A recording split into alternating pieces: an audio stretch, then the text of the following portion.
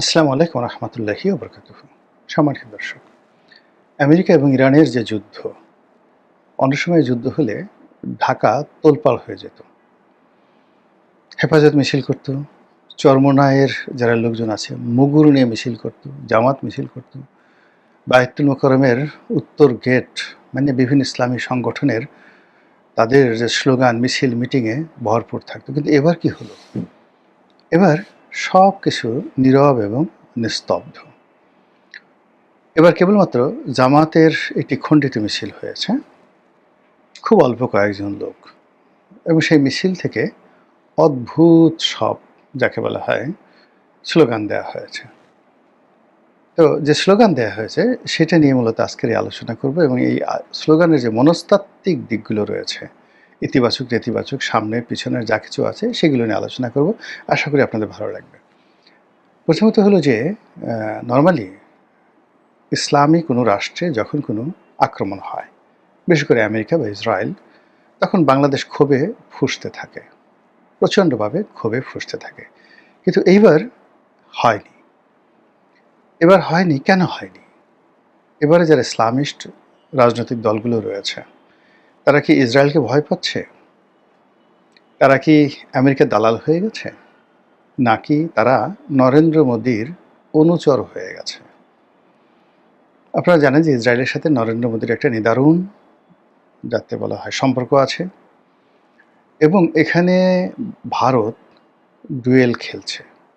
মানে তারা ইরানের দুর্বলতার সুযোগ নিয়ে কম দামে ইরানের যত রকম পেট্রোলিয়াম প্রোডাক্ট এবং বাই প্রোডাক্ট, সিএনজি, সিএনজি তো নয়, এলএনজি, পেট্রোলিয়ামের মধ্যে আবার ডিজেল, অকটেন, রিফাইন্ড, নন রিফাইন্ড, তারপর শেষে পিভিসি রেজিন থেকে শুরু করে অন্যান্য যে সকল পেট্রোলিয়াম বাই প্রোডাক্ট রয়েছে সব তারা পানির দামে কিনছে। আবার ইরানের যে জাত শত্রু, সেই ইসরায়েল, তাদের সঙ্গে তাদের একটা সম্পর্ক, এবং সেই সম্পর্কটা কোন পর্যায়ে, যে অ্যাপস্টেইন কেলেঙ্কারি কাহিনী আপনারা শুনেছেন, সেই অ্যাপস্টেইন কেলেঙ্কারিতে মিস্টার নরেন্দ্র মোদী, তার একটি কাহিনী প্রকাশিত হয়েছে। সেটা হলো তিনি যখন সেই তেল আবিবে গিয়েছিলেন ইতিপূর্বে, সেই তেল আবিবে গিয়ে নেতানিয়াহুকে খুশি করার জন্য তিনি সেখানে নেচেছেন। বোঝার চেষ্টা করেন যে নরেন্দ্র মোদী, তিনি সেখানে কি মাইকেল জ্যাকসনের মতো ব্রেক ড্যান্স দিয়েছেন, নাকি ধ্রুপদী, ভারতীয় যে ধ্রুপদী সঙ্গীতে যে উদয় শঙ্কর কিংবা পণ্ডিত বিরজু মহারাজ, তারা যে নৃত্য করেন সেইভাবে তিনি কি নেচেছেন কিনা, নাকি ওই অনেকটা সুফি কায়দায় যেভাবে ঘুরে ঘুরে নাচে সেভাবে নাচেন কিনা, এরকম নিয়ে অসংখ্য ভিডিও কিন্তু সামাজিক মাধ্যমে ছড়িয়ে পড়েছে। আবার এইবার যখন ইসরায়েল আক্রমণ করলো আমেরিকাকে সঙ্গে নিয়ে ইরানে, তার কয়েকদিন আগে নরেন্দ্র মোদী সেখানে গেলেন, এবং তার বন্ধু নেতানিয়াহুর সঙ্গে আর কি খোশ আলাপ, এবং তিনি ভারতে ফিরে আসার পরপরই দেখা গেল যে ইসরায়েল ইরান আক্রমণ করেছেন।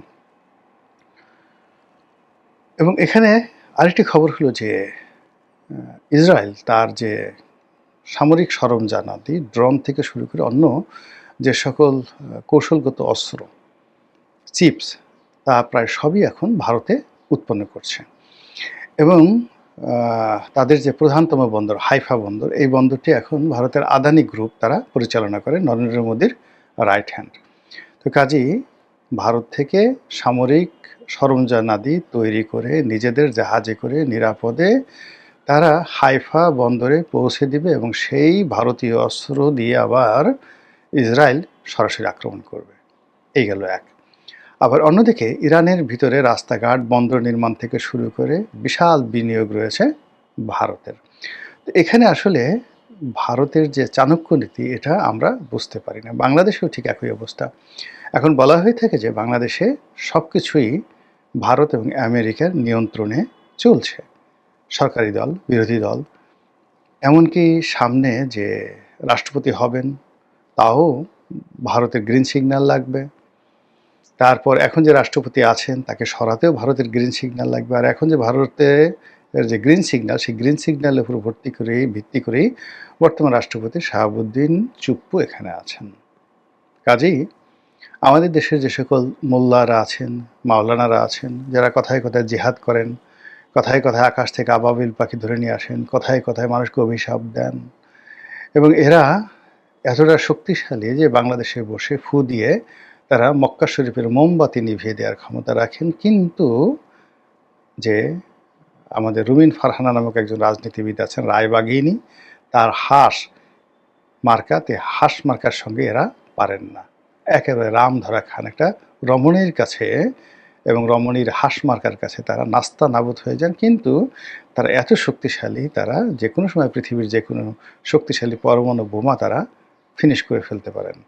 আওয়ামী লীগ জমানাতে তারা দেখেছি এই ভারতের রাষ্ট্রদূতকে তারা তাড়িয়ে দেবে, ভারতের যে কার্যালয় রয়েছে, রাষ্ট্রদূতের কার্যালয় রয়েছে, অ্যাম্বাসি রয়েছে, সেটাকে উড়িয়ে দেবে। তারপর আমেরিকান রাষ্ট্রদূতদের যে কার্যালয়, বাসভবন ঘেরাও করবে, যেটিকে ঢাকার লালকেল্লা বলা হয়, সেটা ঘেরাও করবে। এরপরে কি বড় বড় মিছিল, এবং তাদের সেই মিছিলগুলোর বৈশিষ্ট্য আছে। বায়তুল মোকাররমের উত্তর গেট থেকে শুরু করে পল্টন মোড় হয়ে প্রেস ক্লাব হয়ে তারপর শেষে তারা করে কি এই মৎস্য ভবন যায়, মৎস্য ভবন থেকে আবার জিকির করতে করতে করতে করতে বায়তুল মোকাররমের উত্তর গেট হয়ে যায়। এবং এদের ভাবসাব দেখলে মনে হয় যে তারাদের ক্ষমতার কোনো শেষ নেই। কিন্তু এই সময়টিতে এসে অলানে ছাড়েন তারা সবাই চুপচাপ হয়ে গেছে। এটা কি ইসরায়েলের ভয়ে, ভারতের কারণে, নাকি ইরান যে একটা শিয়া রাষ্ট্র, আমাদের দেশের বেশিরভাগ যারা সুন্নতি মুসলিম তারা মনে করে শিয়ারা মুসলমান নয়, তারা কাফের এর চেয়েও খারাপ, কাজে ওরা মরতেছে ভালো, মরুক, ওরা ইহুদির চেয়েও খারাপ, এই কারণে হতে পারে। কিন্তু এইবার সেই ইরান আক্রমণ নিয়ে ঢাকা শহরে এরকম আমরা কোনো হম্বিতম্বি দেখিনি ইসলামিস্টদের। তো এই গেল একটা পার্ট। কিন্তু তারপরেও জামাত কেন এরকম একটা মিছিল করলো, বড় করে না করলো, ছোট একটা মিছিল করলো? এর কারণ হলো জামাতের এটা করতে হবে। করতে হবে হলো জামাত আসলে সরকারকে নাস্তানাবুদ করতে চায়, তারেক রহমান সাহেবকে গালি দিতে চায়, ভীষণ রকম গালি দিতে চায়, কিন্তু গালি দেওয়ার জন্য তারা কোনো সুযোগ পাচ্ছে না। তারা যেভাবে মানে সরকারের খুঁত ধরার জন্য চেষ্টা করছে, তারেক রহমানের খুঁত ধরার চেষ্টা করছে, ঠিক সেই খুঁত পাচ্ছে না। তো সেখানে হঠাৎ করে তারা যখন দেখলো যে এরকম একটা আক্রমণ হয়েছে, তখন সেক্ষেত্রে তাদের কর্মীরা রাজপথে মিছিল করছে যে ইরানে হামলা কেন, তারেক রহমান জবাব দেয়। এখন বলেন তো এর যে হাস্যকর কোনো বক্তব্য আছে, যেখানে আমাদের সরকার প্রধান জনাব তারেক রহমান তার দলের একজন সন্ত্রাসীকে তিনি এখনো পর্যন্ত নিয়ন্ত্রণ করার মতো কার্যক্ষমতা অর্জন করতে পারেননি। প্রকাশ্যে চট্টগ্রামের মতো একটি ব্যস্ত দ্বিতীয় বৃহত্তম মহানগরীর ধনাঢ্য ব্যবসায়ীর বাড়ির সামনে, স্মার্ট গ্রুপের মালিকের বাড়ির সামনে AK-47 দিয়ে যেভাবে গুলাগুলি হলো, সেই গুলাগুলির প্রেক্ষিতে এখনো পর্যন্ত যেখানে ধরা যায়নি কাউকে, সেখানে আমাদের তারেক রহমান সাহেব তিনি উত্তর দেবেন জামাতের কাছে যে আমেরিকার ডোনাল্ড ট্রাম্প এবং নেতানিয়াহু কেন ইরানে আক্রমণ করছে। পাগলের যে মাথা খারাপ, এটা এরকম স্লোগান না দেখলে বোঝা যায় না। তো যাই হোক, তারা এই যে স্লোগান দিচ্ছে, এটা মানুষের অনেকে হাসছে, অনেকে কৌতুক করছে, কিন্তু আমি এর মধ্যে যে জামাতের এবং শিবিরের যে মনস্তাত্ত্বিক বিষয়াদি দেখতে পাচ্ছি, সেই মনস্তাত্ত্বিক বিষয় হলো তারা আসলে এই গত 17 মাসে তারেক রহমান সাহেবকে একটা পিঁপড়ার মতো মনে করেনি। তারা তারেক রহমান সাহেবকে পাত্তাই দিতে চায়নি। তারা তারেক রহমান সাহেবকে প্রাণ ভরে গালাগালি করেছে, 1 2 3 4 তারেক রহমানের ঢ্যাস মার, 1 2 3 4 তারেক রহমানের ঢ্যাস মার, তারপরে মানে টিনের ছেলে কাউয়া, সারেক তারেক আমার ঢাউয়া, আমি ঢয়ের জায়গায় অন্য একটা জিনিস বসায় নেন। তো এই সমস্ত কথাবার্তা বলে তারা খুব আনন্দ পেত, এবং তারা মনে করতো যে এই ধরনের গালাগালি শুনে তারেক রহমান সাহেব ভয় পাবে এবং তিনি আর বাংলাদেশে আসবে না। তো যাই হোক, তিনি বাংলাদেশে আসছেন, তো শুধু আসেন নাই, প্রধানমন্ত্রী হয়ে গেছেন। এখন জামাতের যারা লোকজন তাদের তো ভীষণ রাগ, এটা কি হলো, এটা কথার কথা হলো, আমরা যেখানে প্রধানমন্ত্রী হব, আমরা যেখানে দেশ চালাবো, আমরা তারেক রহমান সাহেবকে না, মির্জা ফখরুলকে না, সালাউদ্দিন সাহেবকে বিরোধী দলীয় নেতা বানাবো, এটা আমরা সিদ্ধান্ত দেব। অনেকটা শেখ হাসিনার মতন করে।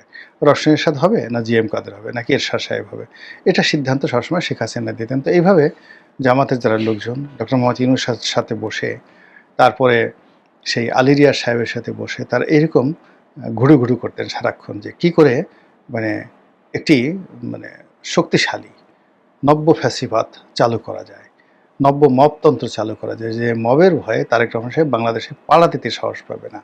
কিন্তু তাদের সে স্বপ্ন বাসর ধূলিসাৎ করে তছনছ করে দিয়ে যেভাবে তারেক রহমান সাহেব বাংলাদেশে আসছেন এবং আসার পরে তিনি যেভাবে একটা ক্রেজ তৈরি করে ফেলেছেন, যেভাবে একটা তারেক জ্বর সারা বাংলাদেশে শুরু হয়েছে, এতে করে বলেন তো আপনি যদি সুস্থ স্বাভাবিক হন এবং আপনি যদি জামাত শিবির হন, আপনার কি মেজাজ গরম হবে না? আপনার কি পেট খারাপ হবে না?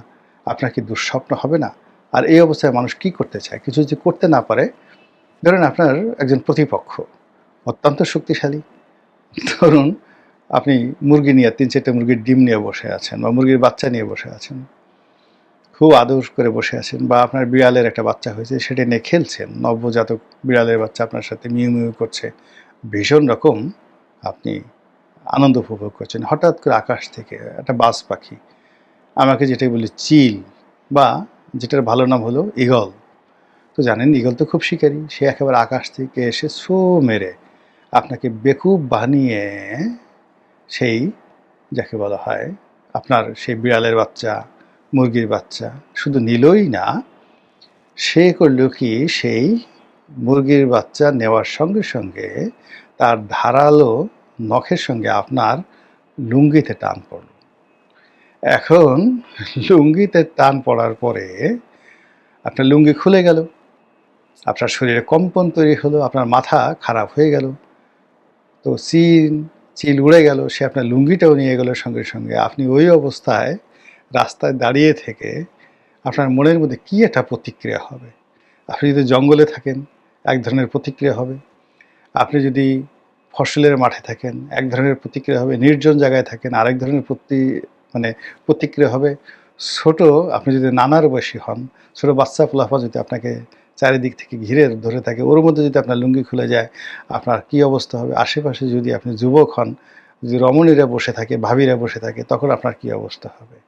ঠিক একই অবস্থা রাষ্ট্র ক্ষমতায় যখন একেবারে সাজানো গুছানো মেওয়া, আপনি যেটা নিষিদ্ধ ধরে নিয়েছেন যে মেওয়া খাবেন, এই সময় ছো মেরে কেউ আপনার মেওয়া নিয়ে যায়, তখনও আপনার মেজাজটা মানে প্রথমে আপনি কিংকর্তব্য বিমূঢ় হয়ে পড়েন, বেকুব হয়ে যান। বাংলায় আমরা যেটাকে বলি ভোদাই, আমরা ভোদাই হয়ে যাই। তারপর আস্তে আস্তে আমাদের রাগ হয়, রাগ হওয়ার পর আমরা দেখি যে এই রাগ তো উপশম করা যাবে না, এই রাগ তো খাটানো যাবে না, কাজেই কী করতে হবে, গালি দিতে হবে, ভীষণ রকম গালি দিতে হবে, একা একা গালি দিতে হবে।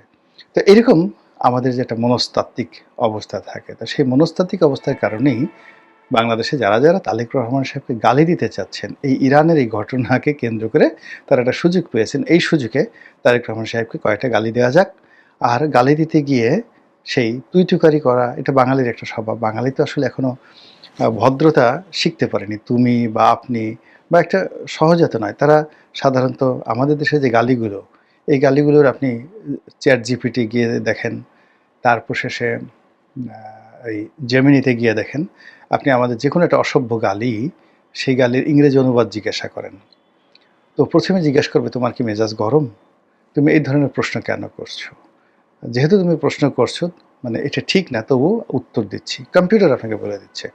এই হলো আমাদের দেশের গালিগালাজের আন্তর্জাতিক মান। আমাদের যে গালি, এগুলো শুনলে কম্পিউটার আছে, রোবট আছে, তাদেরও কিন্তু মাথা খারাপ হয়ে যায়, তারাও বুঝে আমরা অসুস্থ হয়ে পড়ি। তো সেক্ষেত্রে আমাদের দেশের মানুষ যখন খুব দুর্বল অবস্থায় থাকে, তারা কল্পকাহিনী তৈরি করে, যখন দুর্বল অবস্থায় থাকে তখন তারা গালি দেয়। আর সেই গালি এখন তারেক রহমান সাহেবের দিকে যেভাবে ছুটে আসছে ক্ষেপণাস্ত্রের আকারে, এটা আগামীতে অন্যান্য যে দলগুলো আছে তারা কেমন করে এই গালিটাকে কিভাবে ব্যবহার করে, তারা কি তারেক রহমান সাহেবকে গালি দেয়, না ট্রাম্পকে গালি দেয়, না নেতানিয়াহুকে গালি দেয়, সেটি এখন দেখার বিষয়। মহান আল্লাহ আমাদের সবাইকে হেদায়েত দান করুন এবং হেফাজত করুন। আসসালামু আলাইকুম রহমতুল্লাহি ওয়া বারাকাতুহু।